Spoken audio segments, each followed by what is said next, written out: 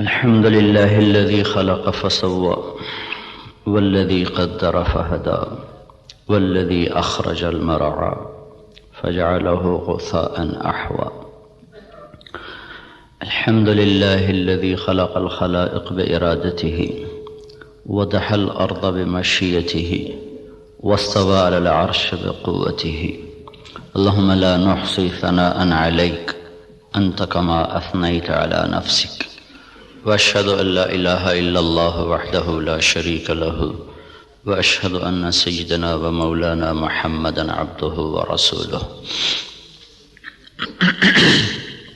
أما بعد، فأعوذ بالله من الشيطان الرجيم. بسم الله الرحمن الرحيم. أفرأيتم ما تحرثون أأنتم تزرعونه أم نحن الزارعون لو نشاء لجعلناه حطاما فظلتم تفكهون إنا لمغرمون بل نحن محرومون. وقال تعالى: والشمس وضحاها والقمر إذا تلاها والنهار إذا جلاها والليل إذا يغشاها والسماء وما بناها والأرض وما طحاها ونفس وما سواها فألهمها فجورها وتقواها قد أفلح من زكاها وقد خاب من دساها. وقال النبي صلى الله تبارك وتعالى عليه وسلم: ألا فاعملوا وأنتم من الله على حذر واعلموا أنكم معروضون على أعمالكم فمن يعمل مثقال ذرة خيرا يره ومن يعمل مثقال ذرة شرا يره، أو كما قال صلی اللہ تبارک و تعالی علیہ وسلم.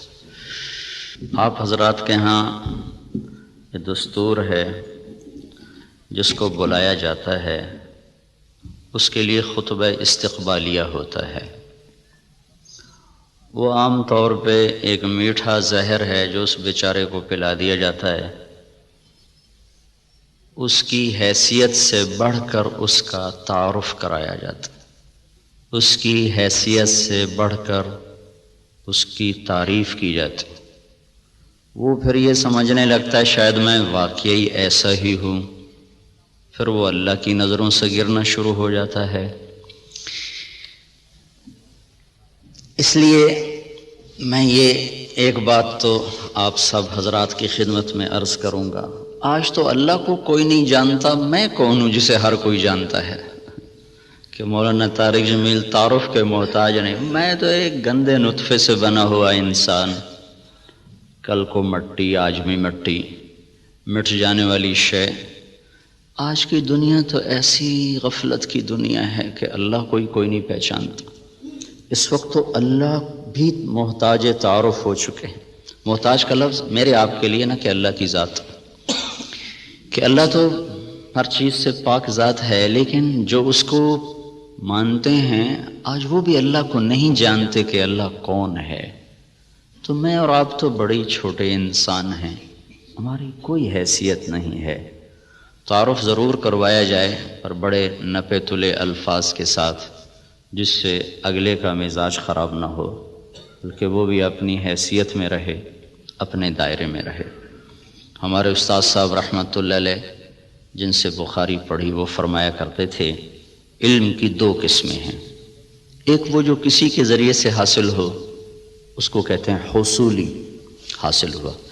ایک وہ جو میں خود جانتا ہوں، اسے کہتے ہیں وجودی. وزن میں وجودی علم کی طاقت حصولی علم سے زیادہ ہوتی ہے.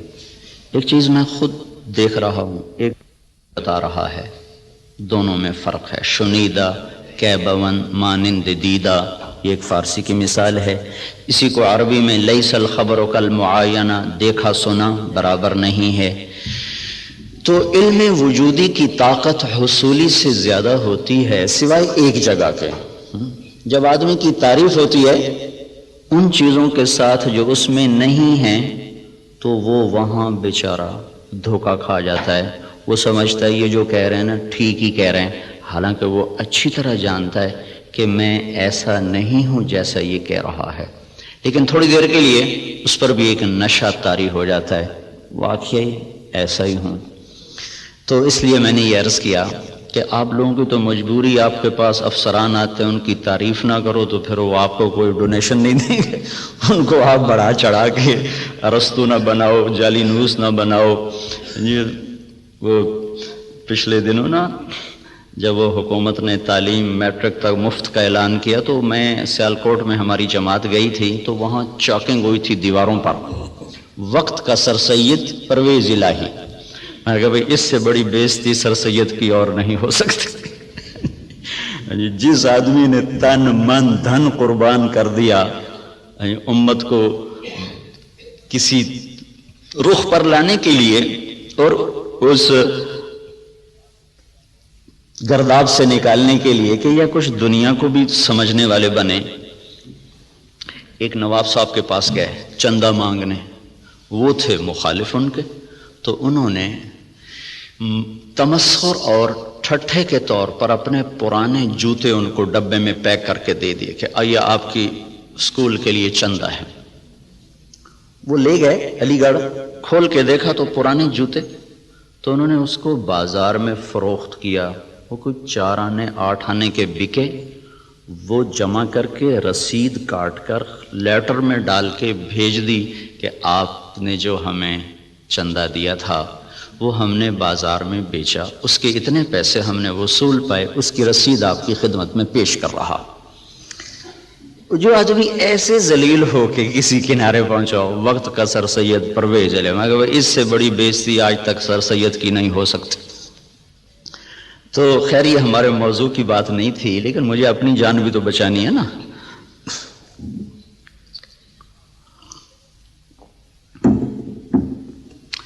اللہ تبارک و تعالیٰ نے ہمیں ایک ذہن دیا ہے۔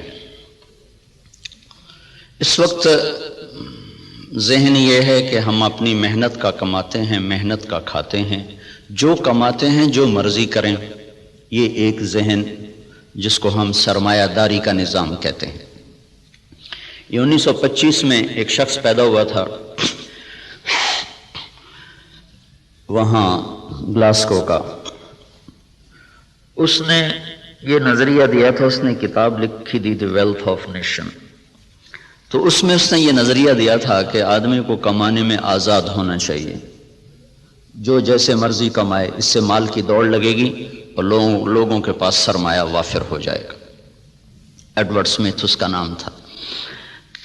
اس کے مقابلے میں ایک نظریہ تھا جو کارل مارکس نے دیا کہ سب کچھ نیشن کا ہے، حکومت کا ہے، کسی کا کوئی حق کوئی نہیں، حکومت اس کو صحیح طور پر تقسیم کرے گی۔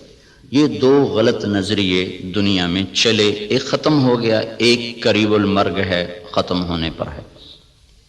اسلام اس کے بیچ میں لاتا ہے، وَكَانَ بَيْنَ ذَلِكَ قَوَامًا، وہ درمیان میں لاتا ہے، وہ ملکیت اللہ کی ثابت کرتا ہے، نہ میری نہ حکومت کی، الملک للہ۔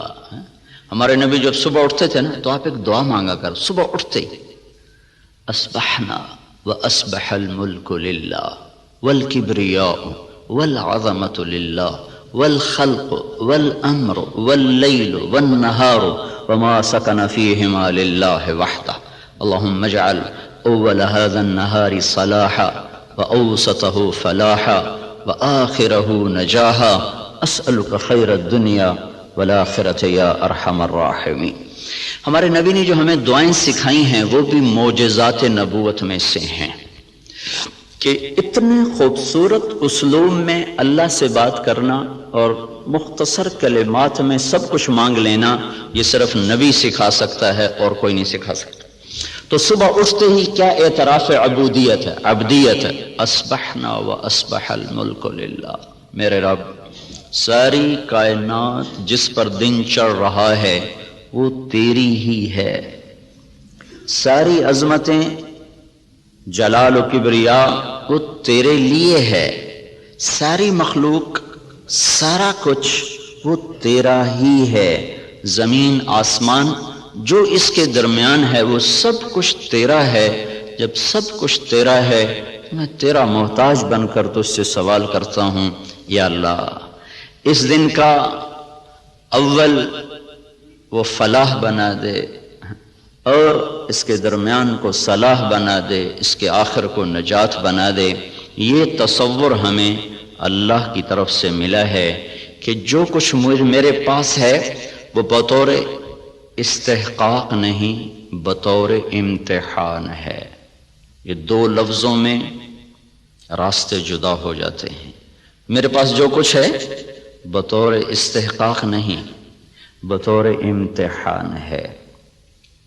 جو کچھ ملا، جس کو ملا، دینے والا کوئی اور ہے اور دیا جا رہا ہے اس کے امتحان کے لیے، اور ان قریب یہ اس سے واپس لے لیا جائے گا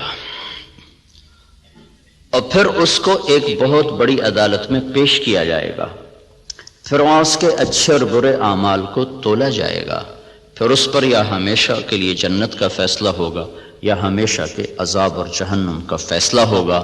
ہمیں یہ بنیاد دی گئی ہے، ہم اس پر اپنی زندگی کی عمارت کو تعمیر کرتے ہیں۔ وہ بادشاہ وقت بھی ہے تو اگر وہ دین کو سمجھتا ہے تو وہ کبھی یہ دعویٰ نہیں کرے گا کہ ملک میرا ہے۔ یہ دعویٰ فرعونی ذہن کے لوگ کرتے ہیں، الیس لی ملک مصر وہذہ الانہار تجری من تحتی افلا تبصرون، مصر میرا ہے، نہریں میری ہیں، میں جو چاہے مرضی کروں۔ اس کے بدلے میں جس کو اللہ تعالیٰ ایمان کی دولت دیتا ہے وہ کہتا ہے ملک اللہ کا ہے، میں تو امانت دار ہوں، حکومت اللہ کی ہے، میں تو امانت دار ہوں، میں تو اس میں خیانت نہیں کر سکتا۔ عمر بن عبدالعزیز کے بچوں نے ماں سے کہا کپڑے چاہیے، عید آ رہی، انہوں نے خاوند سے کہا، اور عمر بن عبدالعزیز 3 بر اعظم پر حکمران ہیں، اور بیت المال ایسا بھرا کہ نہ بعد میں کبھی بھرا نہ پہلے کبھی بھرا۔ تو انہوں نے، بیوی نے عرض کیا کہ بچے کپڑے مانگ رہے ہیں، تو انہوں نے فرمایا میرے پاس تو پیسے کوئی نہیں۔ اس سے پہلے خلفاء نے خزانے کو استعمال کیا جیسے چاہا، انہوں نے اپنا سمجھ لیا تھا، دھوکہ کھا گئے۔ ایک ایمان والا آیا، اللہ سے ڈرنے والا آیا، اس نے کہا الملک للہ، کہا فاطمہ یہ تو دولت میری نہیں ہے، یہ تو امانت ہے، میرے پاس پیسے نہیں، میں کپڑے کہاں سے لے کر دوں؟ بیوی نے کہا اگلے مہینے کی تنخواہ ایڈوانس لو، میں اس سے کپڑے سی لوں گی، روٹی کا خرچہ میں گھر بیٹھے مزدوری کر کے نکال لوں گی۔ چلنے گئے، ہاں یہ میں کر سکتا ہوں۔ تو انہوں نے اپنے خزانچی کو بلا کے فرمایا کہ ہمیں اگلے مہینے کا خرچہ، اگلے مہینے کی تنخواہ ہمیں ایڈوانس دے دی جائے۔ تو خزانچی نے کہا اب مجھے اگلا مہینہ زندہ رہنے کی ضمانت دے دے، میں آپ کو تنخواہ دے دیتا ہوں۔ تو وہ چپ کر کے واپس آ گئے اور اپنی بیوی سے کہا فاطمہ، یہ فاطمہ عبد الملک کی بیٹی ہے، یہ عورت دنیاوی نسبت کے لحاظ سے اس جیسی معزز خاتون دنیا میں آج تک نہیں آئی، آئندہ کوئی آئے جائے تو پتہ نہیں، آج تک دنیاوی نسبت کے لحاظ سے اس خاتون جیسی کوئی عورت نہیں پیدا ہوئی۔ اس کا دادا بادشاہ تھا، اس کا باپ عبد الملک بادشاہ تھا، اس کے 4 بھائی ولید، سلیمان، یزید، ہشام، چاروں بادشاہ بنے، اس کا خامد عمر بن عبدالعزیز وہ بادشاہ بنا۔ یہ عورت 7 نسبتوں سے شہزادی تھی، دادے سے لے کر باپ، 4 بھائی، خامد، ایسی نسبت کی عورت آج تک نہیں پیدا ہوئی۔ اسے فرمایا فاطمہ بچوں سے کہہ دو کہ تمہارا باپ کپڑے لے کے نہیں دے سکتا، الملک للہ، ملک اللہ کا ہے۔ جب عید ملنے کے لیے خاندان کے لوگ آئے، بنو امیہ بڑے زوردار لوگ گزرے، تو جب لوگ آئے تو خاندان کے لوگ آئے تو بچے بھی ملنے کے لیے آئے، تو ان کے وہی خستہ حال کپڑے تھے۔ تو عمر کہنے لگے بیٹو تمہیں آج صدمہ تو ہوگا کہ تمہارے باپ نے تمہیں کپڑے لے کر نہیں دیے، اور آج تم اوروں کے سامنے کھڑے ہونے میں کچھ سبکی محسوس کر رہے ہو۔ تو ان کے بیٹے نے کہا عبد الملک نے کہ نہیں ابا جان، آج ہم عزت محسوس کر رہے ہیں کہ ہمارے باپ نے خیانت نہیں کی، ہم آج عزت محسوس کر رہے ہیں، ہمارے باپ نے خیانت نہیں کی۔ تو یہ نظریہ اسلام ہے کہ ملک اللہ کا ہے، جو کچھ دیتا ہے اللہ دیتا ہے، اور وہ بطور امتحان دیتا ہے، اور ہم اس میں امین ہیں، ہم اس میں امین ہیں، اور اس کو ہم ایسے استعمال کریں گے جیسے اللہ چاہتا ہے۔ ہم اسے ایسے استعمال نہیں کر سکتے جس سے میرا اللہ ناراض ہو یا اللہ کا رسول ناراض ہو، اور اس کے سامنے مجھے شرمندگی اٹھانی پڑے۔ اسی کو اس آیت میں بیان کیا گیا، افرأیتم ما تحرثون، یہ جو تم ریسرچ کر رہے ہو، اانتم تزرعونہ ام نحن الزارعون، یہ تمہارا اللہ تمہیں راہیں سجاتا ہے کہ تم اپنی طاقت سے کرتے ہو؟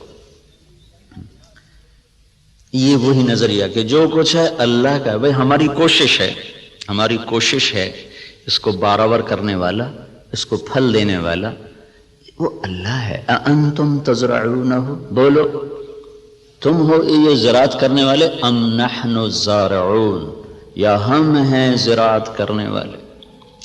ان اللہ فالق الحب والنوا، کسی سائنسدان میں یہ طاقت ہے کہ زمین میں پڑے ہوئے دانے کو پھاڑ کے دکھا دے؟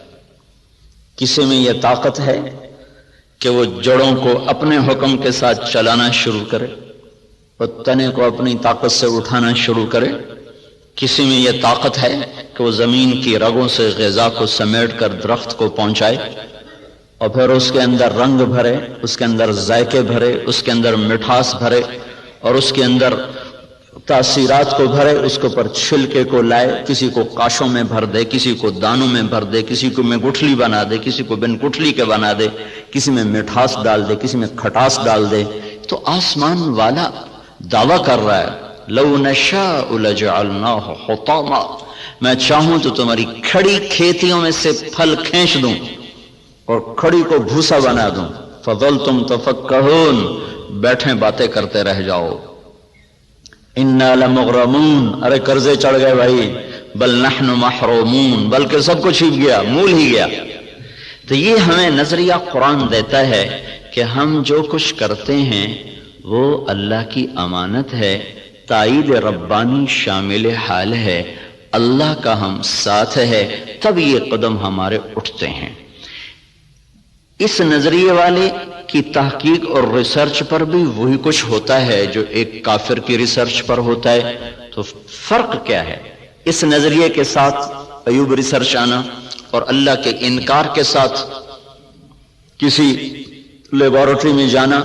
نتیجہ تو دونوں کو اللہ دے دیتا ہے، اس کو بھی دے دیتا ہے، اس کو بھی دے دیتا ہے۔ تو لیکن اس کا فرق کیا ہے؟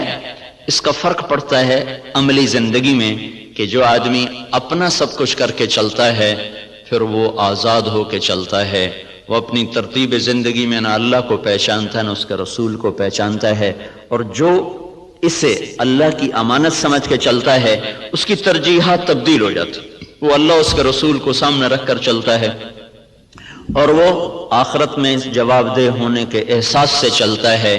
یہ دو سوچ ترجیحات کو تبدیل کر دیتی ہے، ان کی سوچ اور طرف چلی جاتی ہے، وہ حرص و ہوس کے بندے بن جاتے ہیں، اللہ اس کے رسول سے غافل ہو جاتے ہیں۔ یہ قدم قدم پہ لرز لرز کے چلتا ہے، کانپ کانپ چلتا ہے۔ یہ عملی زندگی میں پھر یہ نظریہ طاقتور بن کے انسانیت کو صحیح رخ پر لاتا ہے، جو آپ کے ڈاکٹر صاحب نے فرمایا کہ ہم ذلت و پستی کا شکار ہیں۔ وجہ دین سے دوری ہے، دین سے دوری کی وجہ نظریات کمزور ہو چکے ہیں، تصورات کی دنیا میں اللہ نہیں بس رہا، اللہ کا رسول نہیں بس رہا، جنت اور جہنم کا تصور موجود نہیں ہے، اس لیے قدم بہک گئے، راستوں سے بھٹک گئے، ترتیب ساری الٹی ہو کے رہ گئی۔ تو اللہ تعالیٰ ہمیں یہ ذہن دیتا ہے تم اگاتے ہو کہ اللہ اگاتا ہے۔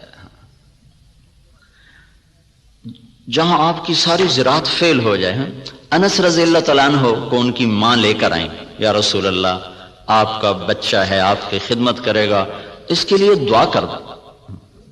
تو آپ نے فرمایا اللہم بارک لہ فی عمرہ ومالہ، اللہ اس کے مال میں عمر میں برکت دے دے۔ تو انس رضی اللہ تعالیٰ عنہ فرمایا کرتے تھے کہ اللہ تعالیٰ نے مجھے اتنی زندگی دے دی کہ اب میں زندگی سے تنگ آ گیا ہوں۔ اللہ کے نبی نے لمبی عمر کی دعا دی، اور ساری دنیا میں کھجور کا پھل سال میں ایک دفعہ پھلتا ہے، کھجور کا درخت، لیکن انس رضی اللہ تعالیٰ عنہ کا باغ سال میں 2 دفعہ پھل دیتا تھا۔ وہ گرمی میں بھی پھل لیتا تھا، سردیوں میں بھی پھل لیتا تھا، نہ ٹیکنالوجی تھی نہ سائنس نہ کچھ، صرف اللہ کے نبی کی دعا تھی کہ یا اللہ اس کے رزق میں برکت عطا فرما۔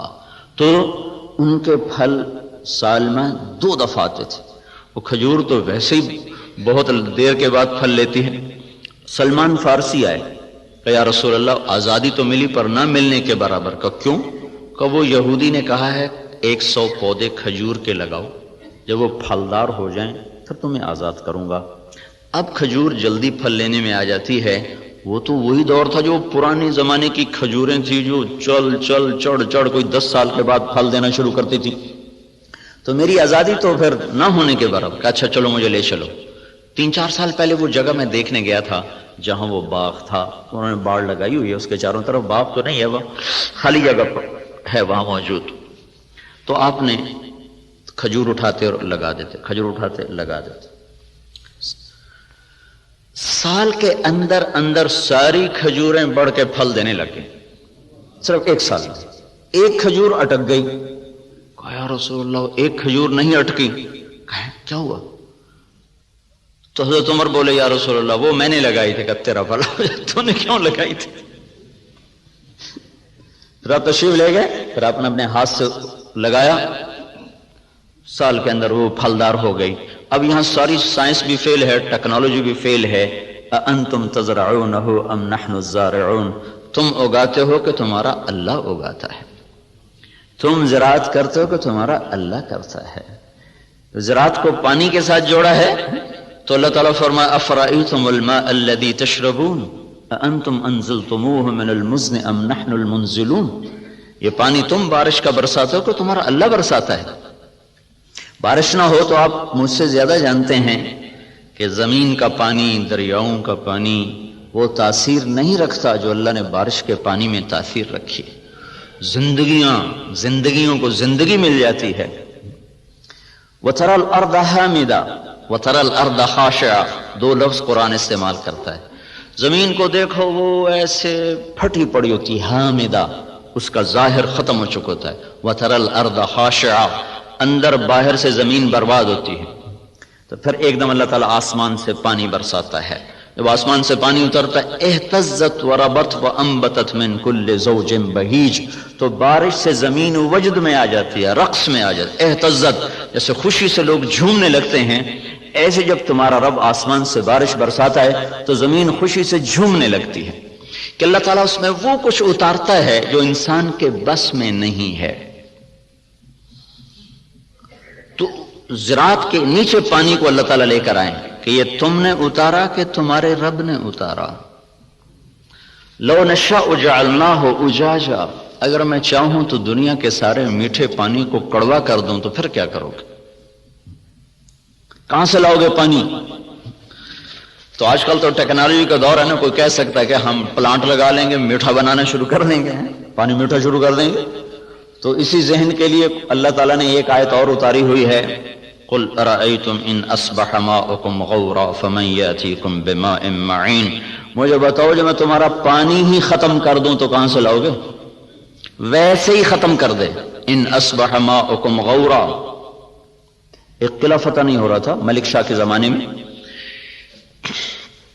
لمبا زمانہ گزر گیا، قلعہ نہیں فتح ہوا، پہاڑی پر تھا۔ ایک صبح اٹھے تو سارے شہر والوں نے سفید جھنڈے لہرائے ہوئے دروازے کھول دیے۔ کیا ہوا بھائی؟ رات کو نظام الملک جو وزیر تھا، وزارت کے لحاظ سے شہرت پانے والوں میں اسلامی تاریخ میں نظام الملک کا نام قیامت تک رہے گا۔ بہت اعلیٰ درجے کی صفات کا حامل اور ایسی وزارت کی کہ آج تک اس کی مثالیں دی جاتی ہیں۔ وہ سالار لشکر تھا، جب وہ تنگ آ گیا نا تو اس نے رات کو اٹھ کے دعا کی، یا اللہ ہم سے نہیں فتح ہو رہا، تو راستہ کھول دے۔ صبح قلعے کے دروازے کھول کے لوگ نیچے اتر آئے، کہا جی ہم ہتھیار ڈالتے۔ کیا ہوا؟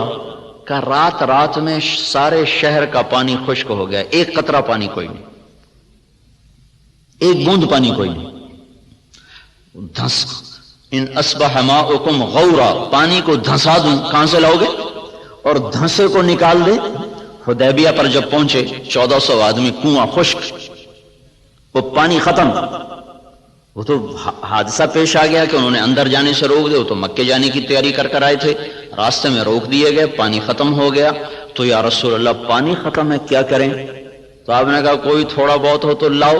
تو ایک آدمی تھوڑا سا پانی لے کر آیا، تو آپ نے منہ میں ڈال کے خشک کنویں میں کلی کی تو کنویں کا پانی ابلتا ہوا باہر اٹھتے اٹھتے اوپر تک آ گیا. خشک کو اٹھا دیا، کھڑے کو دھنسا دیا.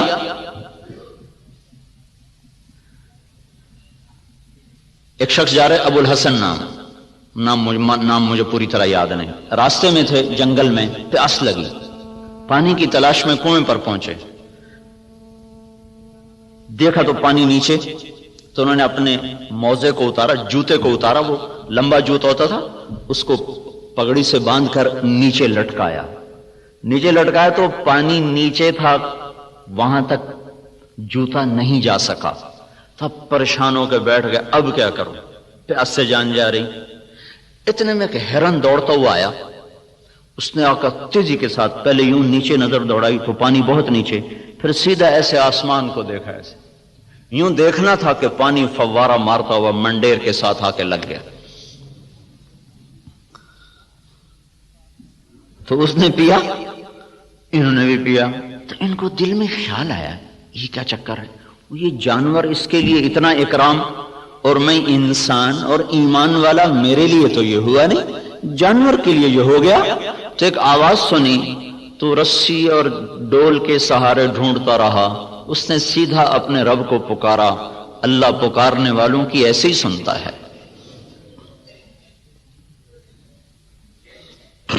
تو یہ چیز ہمیں ایک راستہ دیتی ہے کہ ہمارے سوچ کے، تحقیق کے، ترتیب کے انداز اور ہیں.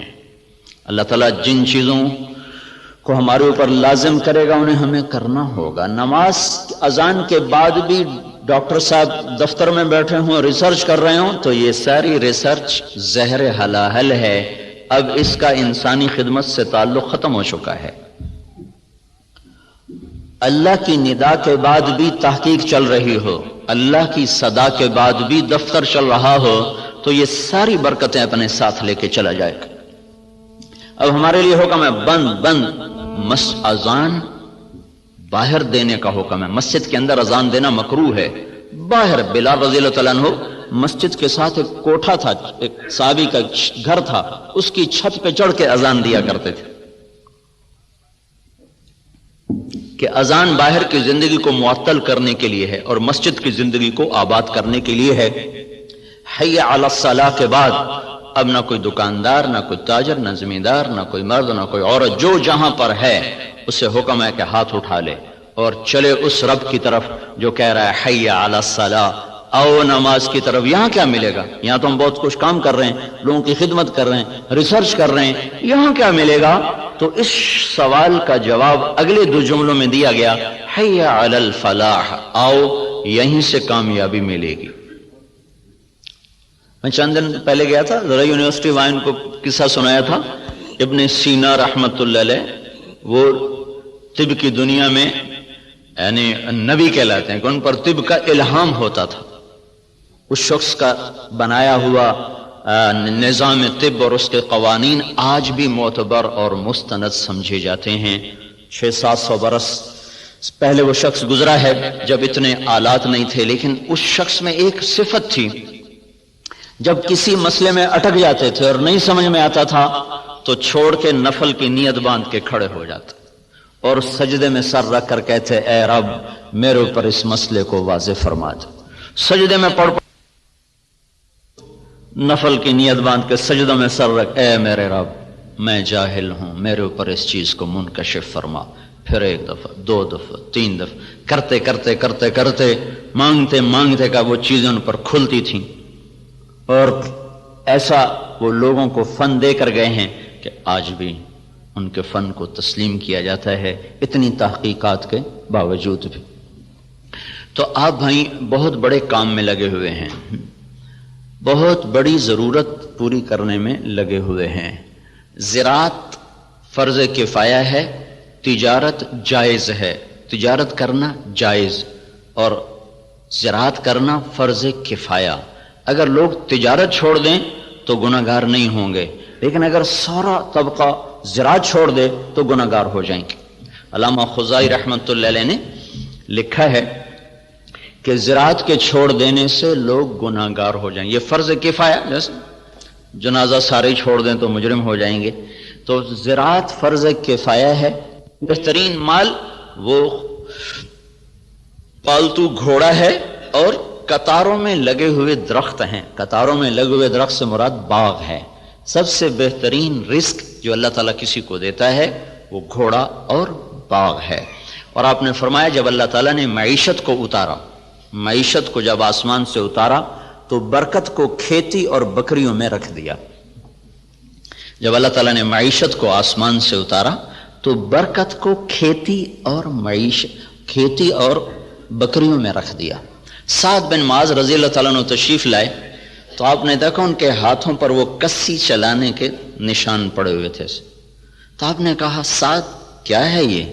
کہا جی یہ کسی کے نشان ہے، میں زمین کھودتا ہوں، گوڑی کرتا ہوں. گوڑی کرتے نا اس زمانے میں ہاتھوں سے کرنا، تو یا رسول اللہ وہ میں خود کرتا ہوں، اس کے کرنے کی وجہ سے یہ میرے نشان پڑ گئے ہیں، بچوں کی روٹی کماتا ہوں. تو آپ نے ان کا ہاتھ لے کر ایسے چوما اور کہا اس ہاتھ پر جہنم کی آگ حرام ہے.